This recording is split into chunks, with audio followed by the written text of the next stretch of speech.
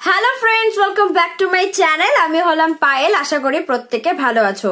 উচ্চ মাধ্যমিক শেষ, মাধ্যমিক শেষ, এখন আমরা কি করব এটাই সবাই ভাবছো, কি পড়বো কি না পড়বো।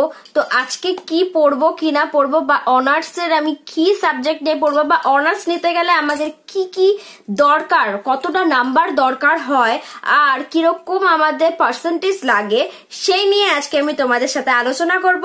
ভিডিওটি শুরু করার আগে যারা যারা আমার চ্যানেলকে এখনো অবধি সাবস্ক্রাইব করনি, প্লিজ তারা চ্যানেলটিকে সাবস্ক্রাইব করো। একটা বেল বাটন আছে, সেখানে গিয়ে ক্লিক করো, তাহলে আমার ভিডিও নোটিফিকেশনগুলি তোমরা সময় মতন দেখতে পারবে। আর একটা কথা বলার আছে, আমাকে যারা যারা ফেসবুক এবং ইনস্টাগ্রামে ফলো করতে চাও তারা আমার ডেসক্রিপশন বক্স চেক করো, সেখানে লিংক পেয়ে যাবে। তো চলো আজকের ভিডিও শুরু করা যাক।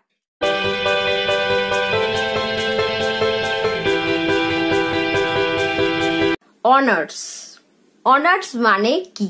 প্রথমে বলি, অনার্স মানে সম্মান। কোনো সম্মান তোমাকে প্রদত্ত করলো, তাহলে তাকে বলা হয় অনার্স। তো অনার্স পেতে গেলে অনার্সের আমাদের মিনিমাম যে নাম্বারটা দরকার হয় সেটা হলো ফার্স্ট ডিভিশন, মানে তোমাকে 300 ক্রস করতেই হবে। ফার্স্ট রুলস হলো এটা। শুধু যে তুমি যদি ভেবে যাও যে হ্যাঁ আমি 300 পেলাম, 300 পেলেই আমি অনার্স পেয়ে যাব, সেটা কিন্তু নয়। ধরো ফর এক্সাম্পল তুমি বাংলায় অনার্স নিতে চাও, তাহলে তোমাকে বাংলার ক্ষেত্রে লাগবে 80% বা 80-80 উপরে। আর তোমার যখন তুমি অনার্স নেবে সেখানে 300 হলে হবে না, 300 উপরে লাগবে। তোমার অল এভারেজ দেখবে, অল এভারেজ দেখার পরে তারপরে লিস্ট টাঙায় ওরা। লিস্ট টাঙানোর পরে তোমার নাম তখন দেখা যায়। পার্সেন্টেজ অনেক উঁচু, যত হাই র্যাঙ্কের হবে তত অনার্স পাওয়াটা সুবিধা হবে। এখন বলে রাখি যে অনার্স জিনিসটা কি। প্রত্যেকে অনার্স নিতে চাই, আমরা অনার্স নিয়ে পড়তে চাই। অনার্স জিনিসটা কি? তো অনার্স জিনিসটা হলো কোনো সাবজেক্ট, পার্টিকুলার একটা সাবজেক্ট থাকবে, সেই সাবজেক্টটি সম্পর্কে তোমার যতটা ধারণা থাকবে ততটা কারোর ধারণা থাকবে না, এটাকে অনার্স বলে। আর যদি কেউ মনে করে থাকো যে অনার্স আমি বাংলা অনার্স নেব, বা আমি জিওগ্রাফি অনার্স নেব, 12-এর তো জিওগ্রাফি আমার সোজাই লেগেছে, আমি কলেজে গিয়ে অনার্সটা নেব, তাহলে আমি তোমাদের একটা কথা বলে দিই, অনার্স নিতে গেলে খুব ধৈর্য সহকারে পড়াশোনা করতে হয়, প্রচুর খাটতে হয়। আর অনার্স নিয়ে তুমি যদি 40% পাও তাহলে কিন্তু কোনো লাভ হবে না, কারণ অনার্স মিনিমাম তোমার 55 আপ লাগবে একটা ভালো র্যাঙ্কে যাওয়ার জন্য। আর এতদিন যে আমরা যে সমস্ত পড়াগুলো পড়ে এসেছি 12-এর ক্ষেত্রে, সেই পড়াগুলো ছিল, ফর এক্সাম্পল আমি একটা বলছি, নদী। কিন্তু এখন তোমাকে সমুদ্র পার হতে হবে। অনার্স সেরকমই একটা জায়গা, সেরকমই একটা বিবরণ। অনার্স মানেটা ভাবতে খুবই সোজা, বাট এটি সম্মানের যেরকম ব্যাপার, ঠিক তেমন ভাবে তোমাকে স্ট্রাগলও খুব করতে হবে। প্র্যাকটিক্যাল থেকে শুরু করে তুমি কলেজ গেলে কলেজে তুমি ক্লাস বাদ দিতে পারবে না, তোমাকে ফুললি অ্যাটেন্ডেন্স থাকতে হবে। কি কি নোট আছে সমস্ত নোটগুলোকে আলাদা আলাদা প্যারা করে করতে হবে। একটা সাবজেক্টের মধ্যে পার্ট পার্ট করে first paper, second paper, third paper এরকম থাকে অনার্সের ক্ষেত্রে। তাই মাইন্ডে সেট করো যে আমি কোন সাবজেক্টে ভালো, বা আমার ড্রিম কি। অনেকেরই অনেক কিছু ড্রিম থাকে, সেরকমই যখন তোমরা অনার্স অ্যাপ্লাই করবে তখন যে কোনো 3টি সাবজেক্ট বাঁচবে, যে 3টি সাবজেক্টে তোমার নাম্বার বেটার আসবে, আর যে 3টি সাবজেক্টে তুমি পারদর্শী। তুমি একটা সাবজেক্ট চুজ করলে কিন্তু তুমি সেটি জানোই না, তাহলে সেই অনার্সটা নিয়ে লাভ হয় না। এখন বলি কিসে কিসে অনার্স নিলে বেটার হয়। আর্টসের ক্ষেত্রে আমি সবার ফার্স্টে বলবো, আমি আর্টস নিয়ে আজকে কথা বলছি, আর্টসের ক্ষেত্রে আমি সবার ফার্স্টে বলবো, সবার ফার্স্টে যেটি আমি চয়েস করতে বলবো যারা অনার্স নিয়ে পড়তে চাও, জিওগ্রাফি। আর জিওগ্রাফির মিনিমাম তোমার অ্যাভারেজ একটা নাম্বার লাগবে, সেটি হলো 90 আপ। 90 আপ ছাড়া কিন্তু তুমি জিওগ্রাফি অনার্স নিতে পারবে না, কারণ প্রচন্ড পরিমাণে এটি টাফ কম্পিটিশন হয়।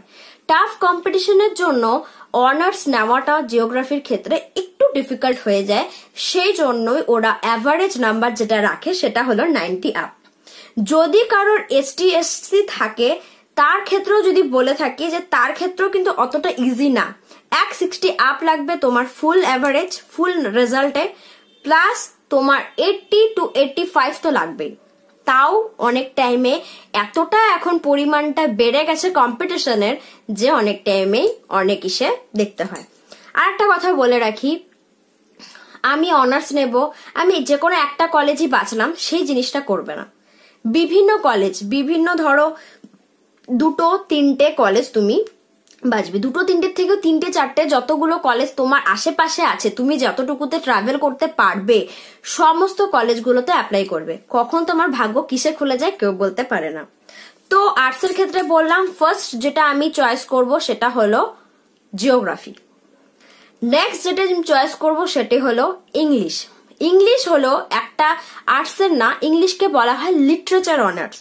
ইংলিশ এবং বেঙ্গলি এই দুটো হচ্ছে লিটারেচার অনার্স। তো সেকেন্ড আমি বলবো ইংলিশের ক্ষেত্রে আমার ম্যাক্সিমাম যে অ্যাভারেজটা লাগবে সেটা হলো 85 আর 65% অল ওভার পার্সেন্টেজ যদি 65 এর উপরে থাকে আর তোমার পার্টিকুলার ইংলিশে যদি 85 থাকে তাহলে তোমার একটা চান্স থাকে অনার্স পাওয়ার। নেক্সট যেটার কথা বলবো সেটা হলো বেঙ্গলি। অনেকে ভাবে আরে বেঙ্গলিতে একদম সোজা, কি আছে পড়ার এটার মধ্যে, কিন্তু না, বেঙ্গলি খুব ডিফিকাল্ট। অন্যান্য অনার্সের বাংলায় আছে, কিন্তু বাংলা এত ধরনের থাকে তোমার কল্পনার বাইরে। সংস্কৃত সাহিত্যের ইতিহাস, হিন্দি সাহিত্যের ইতিহাস, সাহিত্যের ইতিহাস, ছন্দ অলংকার, যে সমস্ত ছন্দ অলংকার আগে করে এসেছো সেগুলো কিন্তু না, অনেক ডিফিকাল্ট থাকে অনার্সের ক্ষেত্রে। বাংলার ক্ষেত্রে 80 আপ লাগবে। কেন বলছি বাংলার ক্ষেত্রে 80 আপ লাগে অন্যান্য তুলনার থেকে কম? কারণ বাংলায় পার্সেন্টেজটা 80 হিসেবেই ধরে, তোমার 65 ওভারঅল 65 লাগবে, আর পার্টিকুলার বাংলা ক্ষেত্রে লাগবে তোমার 80। এরপরে যেটা চয়েস করতে পারো সেটা হলো হিস্ট্রিও খুব ভালো সাবজেক্ট, সেম ওভারঅল 80 আপ লাগবে। হিস্ট্রি আছে, হিস্ট্রির পরে পল সায়েন্স খুব ভালো একটা সাবজেক্ট, পল সায়েন্স, সোশিওলজি এটাও একটা ভালো সাবজেক্ট। আর একটা ভালো সাবজেক্ট হলো এডুকেশনও খুব ভালো সাবজেক্ট। আর একটা যদি তুমি লিটারেচারের দিকে দেখতে চাও তাহলে লিটারেচারের ক্ষেত্রে আরেকটি ভালো সাবজেক্ট হলো সংস্কৃত। তোমরা এইভাবে কনসেন্ট্রেট করো যে আমি কোনগুলো সাবজেক্ট, এখন এই যে 3 মাস আমাদের টাইম থাকে, এই 3 মাস টাইমে তুমি ভাবো যে আমি কোনগুলো সাবজেক্ট নিয়ে পড়তে চাই। আর এখন টাইম আছে, বিভিন্ন কারোর থেকে একটু অ্যাডভাইস নিতে পারো আমি যেগুলো বলছি, বা বইগুলো দেখো যে এই বইগুলো তুমি তোমার ইসেতে পড়তে পারবে কিনা, সেটি দেখে তারপর ডিসিশন নাও। একবার তুমি যে সমস্ত পড়াগুলো পড়েছো সেগুলোর কোয়েশ্চেনগুলো নিয়ে বসো, কাউন্ট করো যে তুমি কতটা পেতে পারো, কারণ নিজে যতটা কনফিডেন্ট হবা ততটা কিন্তু কেউ হতে পারবে না। তাই বলছি তুমি দেখো, চিন্তা করো, ভাবো, তারপরে ভাবো যে আমি এই সাবজেক্টগুলো মেন্টালি প্রিপারেশনটা নিতে আগে সবার আগে হবে, তারপরে আমাকে অনার্স নিতে হবে। অনার্স একটা খুব সম্মানের একটা সাবজেক্ট বা সম্মানের একটা জিনিস। এই অনার্সটাকে অনেকেই পারে না সামলাতে, সেজন্য বলছি একটু ভাবো, একটু রেজাল্টটাকে, আমি নিজের উপর কনফিডেন্ট রাখবো যে আমি পারবো, তাহলেই তোমরা নিশ্চিন্ত মনে যে সমস্ত সাবজেক্টগুলোর আমি কথা বললাম সেগুলো নিয়ে পড়তে পারবে। এমন কোনো ডিফিকাল্ট না আমি বলছি, কারণ আমিও একজন অনার্স নিয়ে পড়েছি, আমি জানি প্রথম একটু বুঝতে অসুবিধা হবে, কিন্তু তোমার যদি ইচ্ছা থাকে, চেষ্টা থাকে, তাহলে ঠিক তুমি সফলতা পাবেই আর অনার্স পাবেই। তো আজকের ভিডিওটি এতটুকুই। আজকের এই ভিডিওটি যদি তোমাদের ভালো লেগে থাকে তাহলে প্লিজ একটা লাইক করো, প্রত্যেকের সাথে শেয়ার করবে। এর পরের দিন আমি নিয়ে আসবো পাসে কি কি আমাদের সাবজেক্ট পড়তে হবে সেই ভিডিওটি নিয়ে, খুব শীঘ্রই সেই ভিডিওটি আসছে। তো আজকের ভিডিওটি এতটুকুই, সবাই সুস্থ থাকো, ভালো থাকো, টিল দেন, বাই বাই।